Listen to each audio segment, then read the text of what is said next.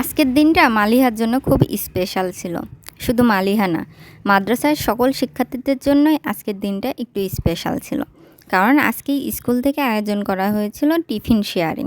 মাঝে মাঝে এমন আয়োজন করা উচিত। হ্যালো এভরিওয়ান, আসসালামু আলাইকুম। সবাই কেমন আছেন? আশা করি সবাই ভালো আছেন। আলহামদুলিল্লাহ, আপনাদের দোয়াও ভালোবাসায় আমিও অনেক ভালো আছি।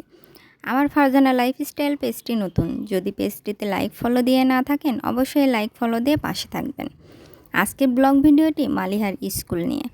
মালিহা আজকে স্কুলে টিফিন শেয়ারিং প্রোগ্রাম ছিল, সেখানে সে কি করলো সেই ভিডিওই আপনাদের সঙ্গে শেয়ার করছি।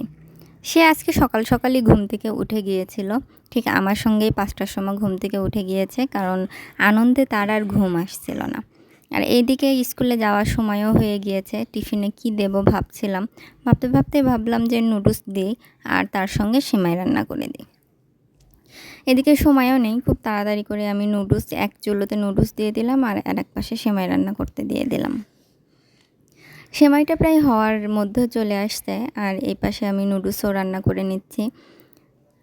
এত তাড়াতাড়ি রান্না করেছি কারণ স্কুলের সময় হয়ে যাচ্ছে। এদিকে মালিহাও আর বাসায় থাকতে চাচ্ছে না, স্কুলে যাওয়ার জন্য পাগল হয়ে গিয়েছে। বাচ্চাদের জন্য আজকের দিনটি অনেক আনন্দের ছিল। সবাই সবার টিফিন শেয়ার করে খাবে, বিষয়টা কিন্তু আসলেই অনেক আনন্দের। আর টিচারদের উচিত মাঝে মাঝে এমন একটা আয়োজন করার, এতে বাচ্চারা একে অপরকে সাহায্য করার সঙ্গে সঙ্গে কীভাবে শেয়ার করে খেতে হয় বিষয়টা শিখতে পারবে।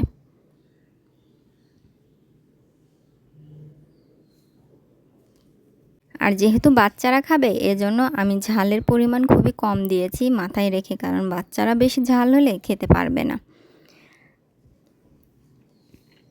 আর মশলা 2 প্যাকেটই দিয়ে দিয়েছি, পরিমাণে একটু বেশি করে রান্না করে দিয়েছি কারণ সব বাচ্চারাই খাবে এই কারণে। রান্না প্রায় শেষের দিকে শেষ হয়ে গিয়েছে। নুডলসটা জাস্ট একটু ঠান্ডা করে নিয়েছি, ঠান্ডা করার পরে এখন টিফিন বক্সে তুলে দিচ্ছি।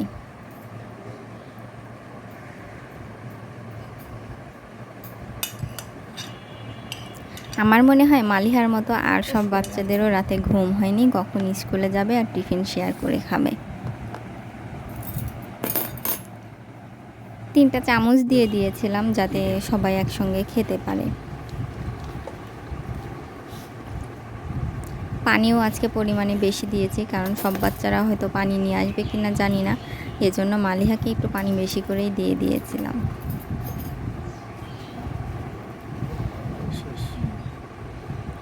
এখন সে আনন্দের সাথে স্কুলের দিকে রওনা দিল। আমাকে রেখে আগে সে চলে যাচ্ছে। চলে যেয়ে সে তার বান্ধবীকে ডাকছে।